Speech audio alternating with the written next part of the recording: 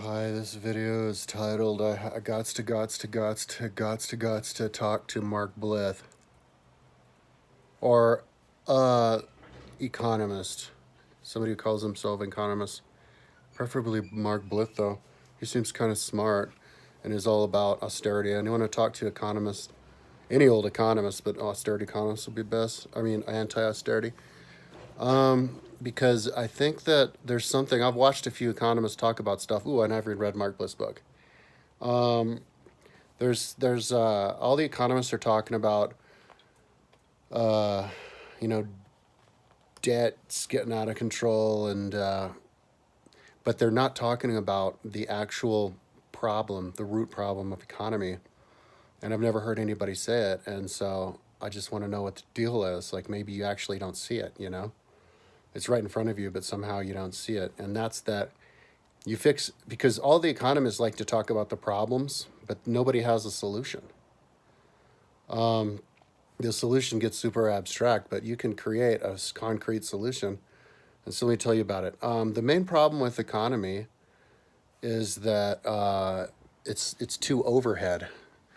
I mean, it's too much overhead. We create all these new computers and robots and machines to make our lives easier, and instead of allowing them to make our lives easier, we make our lives even more bogged down, so that at the end of the day, we've got everybody is just working all the time, and not making any money.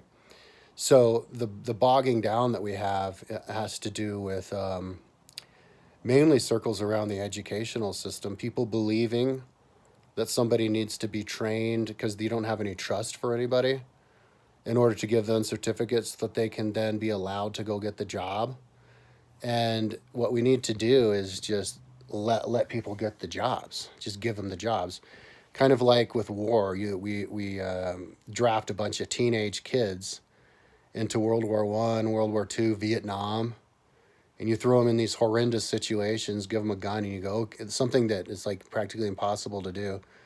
And you give them a gun and go, okay, go do it. Go now. You're qualified. So if we can suddenly qualify people, declare that people are qualified to do stuff in wartime, why don't we just wage war against the economy and just qualify people to do stuff, and then trust everybody? So having to do with the education.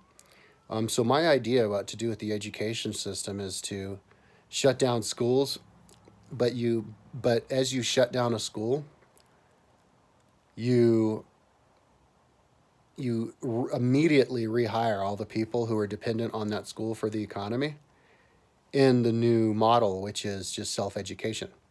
So you shut down the school, and then you rehire all the teachers and the janitors and the principals and the secretaries, and you pay them the same price.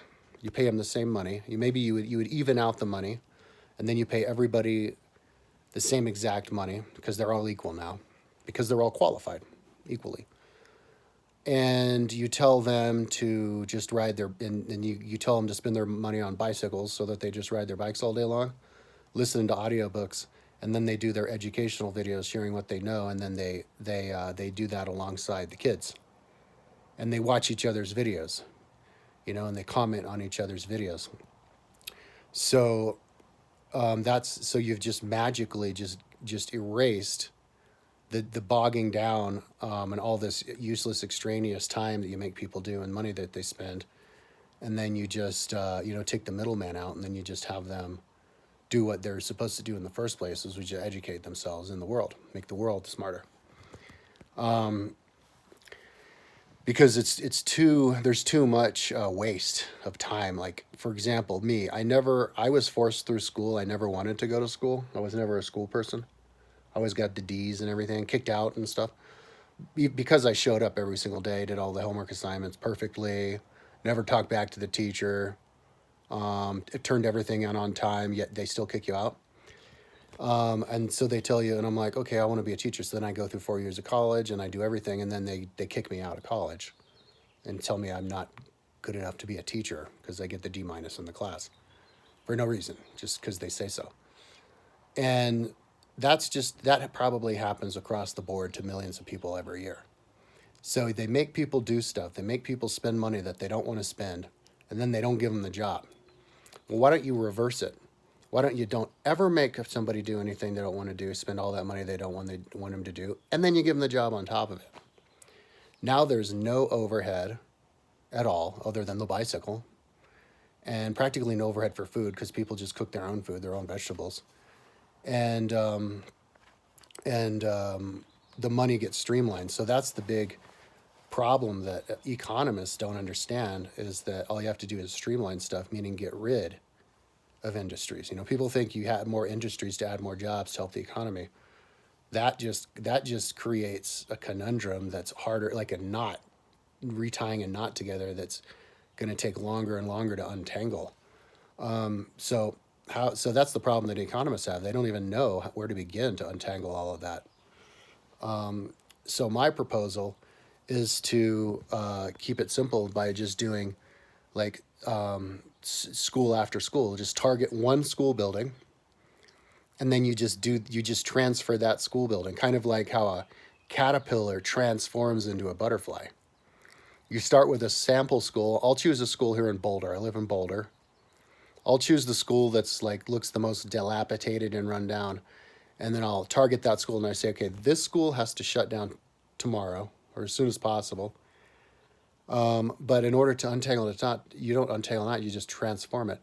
So that the next day, what we do is we give all the money, because it's all comes from taxes anyway. It's the easiest thing to manage.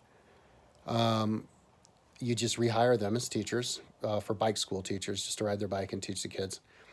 And then at the same time, you convert that house, that building structure, into a homeless shelter, which saves even more money because now people don't have to spend money on houses, and they can live a lot more simply. They just have a room that they go in and hang out until the morning time, and then they're off in nature riding their bike all over the place.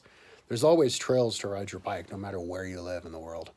I'll give a good example of how you could totally streamline.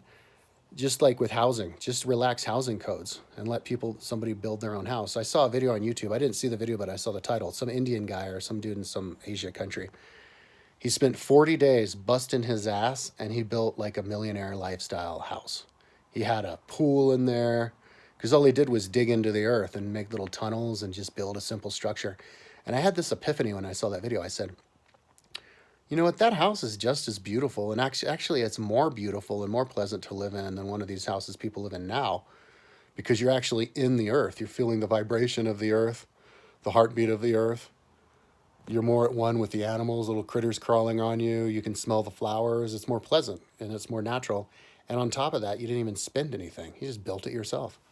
So if we relax restrictions, that's all we have to do. Relax restrictions, and I'm not saying across the board all restrictions. I mean, of course, you strengthen environmental regulations, but you relax individual restrictions within cities. So you don't make people go to school anymore.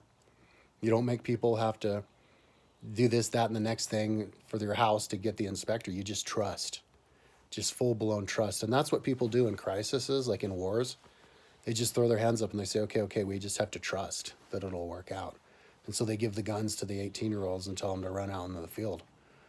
And so, it might get, because I was watching the interview with Mark Blyth and Stephen Dorr or Demi Dorr yesterday, and Mark Blyth is like, and all the economists are saying, yeah, it's a snowball effect, The people can't pay their rent, and then the people who they pay the rent to can't pay off their rents, and then they can't pay them, and then it all crashes. So then we have to do something drastic. So I'm saying that drastic thing that we have to do, which we've always done since the beginning of time with wars, is to just release all the regulations, but mainly starting with schools, because that's the biggest tax. You shut down a school, and then you rehire the people as their own teachers. So then you just consolidate all these different jobs into one. So nobody has to be employed, because they're already employed trying to take care of the kids and their family. And then they'll even have to get paid, because people would go and hang out with the kids. And anyway, because people love to network, they love to do videos and then comment on each other's videos. Okay. So that's why I need to talk to Mark Blyth as soon as I can.